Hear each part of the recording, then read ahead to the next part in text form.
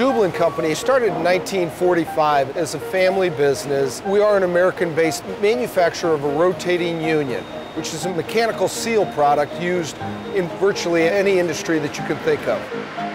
Our company motto is we haven't started yet. We're striving for continuous improvement. It's never good enough. We always strive for perfection and making it better. In 2007, we were really faced with two different types of problems. One of them I considered tactical, which was really our batch production. That was something I felt we could address, but it required a new way of thinking about our business. The more strategic issue was really addressing the maturing workforce. So I approached the Toyota management team. Their philosophy is to grow their people, and in turn, that'll grow their business. I felt that fit very nicely with what we considered valuable in our company. Toyota, their approach is hands-on, so they really teach learning by doing. They don't come in and say, read this book, and if you know this philosophy, you can do it. It was driven by giving us challenges, and then we learn and we understand more. That's when we actually started DPS, Dublin Performance System. There's 4 philosophies in DPS, and it's customer first and shop floor focus, and then Kaizen, continuous improvement, and people are the most valuable resource.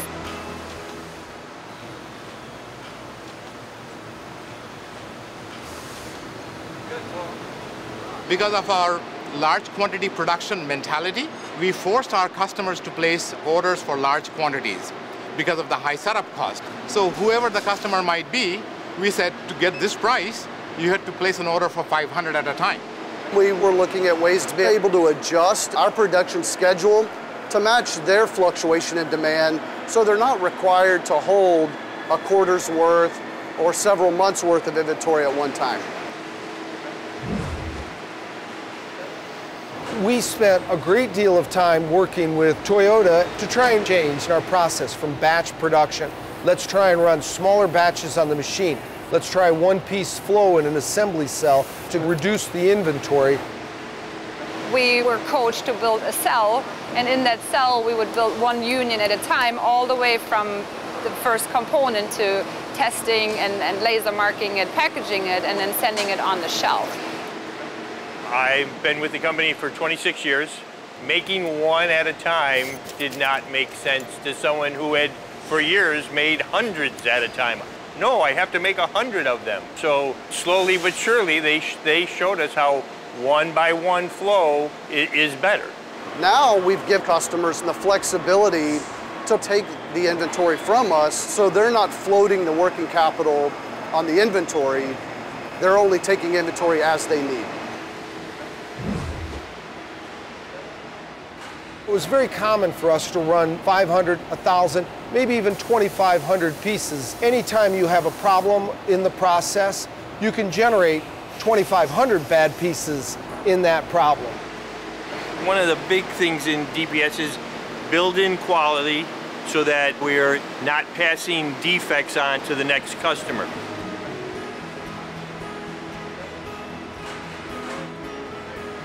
Before DPS, we had really poor assembly process, really poor overall process on getting parts through. The company was at a 50% on-time performance. So we could flip a coin whether or not we were going to get the customer the product on time or not. We were very much silo-oriented in our production. We did all of our machining in one area. We did all of our stocking in another, all of our assembly in a third. And so it created invisible walls amongst the communication. We had the packaging department, the testing department, the assembly department, and then when there were problems, things went back to departments. We had carts and carts of product waiting to be built or waiting to be tested or waiting to be packaged. It'd take 2 weeks for parts to be pulled to the time the parts were packaged and ready for shipment.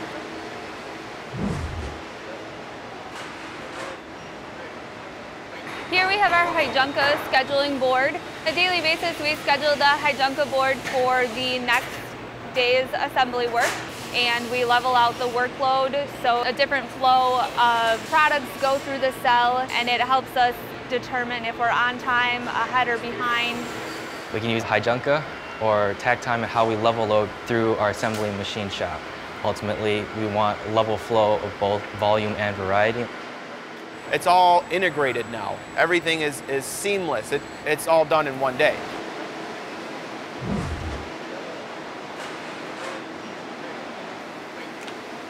In the past, we did things because we felt like it, or we had a gut feeling, or we thought that was the right thing to do.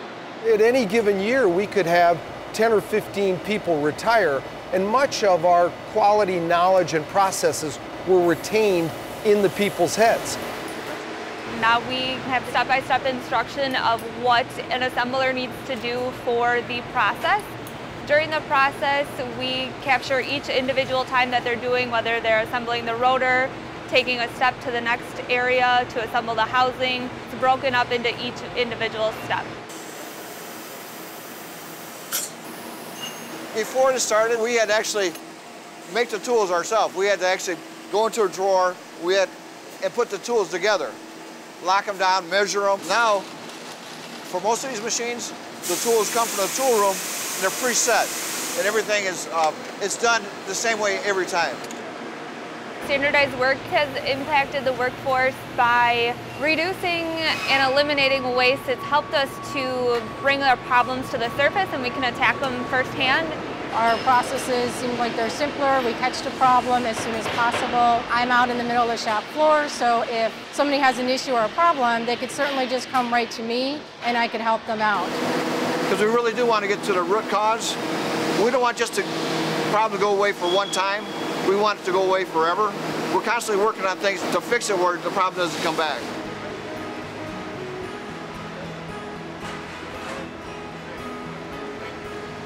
The real thing that sustains DPS as a business process is human development. In order to really extract the value of that, you have to start to teach problem solving. Problem solving means going and asking the employees what are their problems. You don't want to be giving the solutions all the time because then you only get one person that's specialized on how to fix a problem.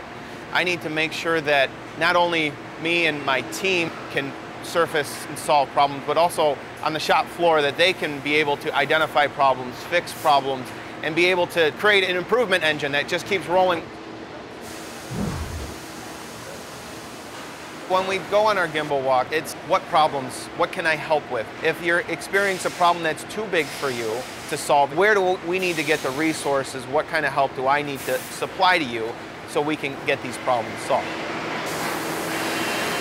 The suggestions come from us and they go to our team lead. It's what we tell everybody. We want to highlight problems. So during the gimbal walks, the team leader takes that information and brings it to the value stream manager. On-time performance, we had 73%. 2 came from large union cell, and we actually had the A57-109 that came in late, so this caused these 2 to be late. Okay. Right here. What we have right now is current condition, what happened that day, and then we have our target. How do we close that gap to get to that target? It's all about communication.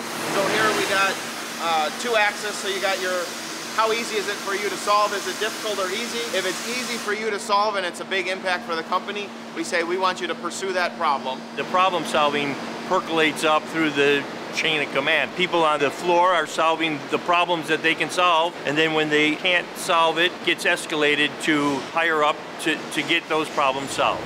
So now all of a sudden you have management genuinely coming to the employees saying, help me understand, what is the problem? And that dialogue no longer is a command and control.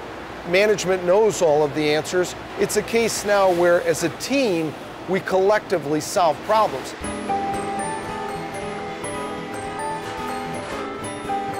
People are our biggest asset. I myself, I started in the assembly department, and I've grown to become the DPS production manager. You get to fail, learn, and you become better at it. I've been given the permission to make mistakes. By trying to solve the problems, we develop our people. The people develop, they get better at being critical thinkers, they get better at being creative about opportunities to improve. I was able to get all the tools from my Kaizen leaders, and using all those tools and having my managers motivate me, I was able to go to the next level. And it's because of DPS that I have that opportunity. I've been here for 10 years. I started out upstairs in customer service, moved downstairs to the front office in purchasing before DPS started here, and then I moved out on the floor, and now my role here at Dublin is a buyer planner. The belief towards DPS starts at the top and it goes all the way down to the shop floor. It's a 100% supported belief. Since DPS came in, we put in one-piece flow, we put in all these tools, and then the managerial and the philosophy, we've taken that 50% on-time performance up to 95, 96%. And we're not even there yet. We want a target of 98, 99, and then 100% on-time performance. We keep wanting to get better. And every day we are improving. Every day we are making changes for the positive. Every day we are running around and finding problems and solving problems. Nothing stands still. It's a continuous process, and our whole world here is a continuous improvement environment. We've matured to a level where much of what our focus is as a management team is how do we grow the people. The people already understand how to solve the problems. How do we create an environment that creates challenge and growth opportunities and security for them? That takes it from lean tools to really what we believe is a business system. Are we there yet? Absolutely not. We've made a lot of progress, but I'm excited more about the opportunities that lie ahead than from where we've come.